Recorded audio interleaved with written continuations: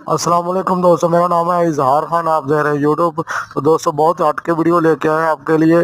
तो जैसा कि आप इस फ्रिज में देखेंगे तो इसमें दोस्तों ना लाइट चलती है ना ही थर्मोस्टेट ऑपरेट हो पाता है, तो डायरेक्टली कंप्रेसर चल रहा है।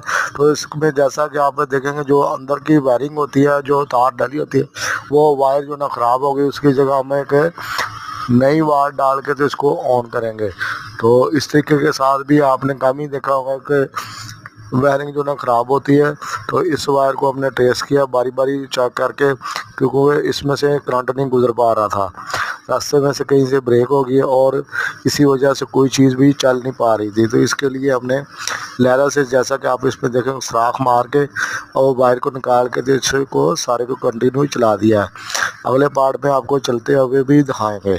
तो वीडियो अच्छी लगे तो लाइक ज़रूर करें, शेयर करें। मिलेंगे नेक्स्ट वीडियो, तब तक के लिए अल्लाह हाफिज़।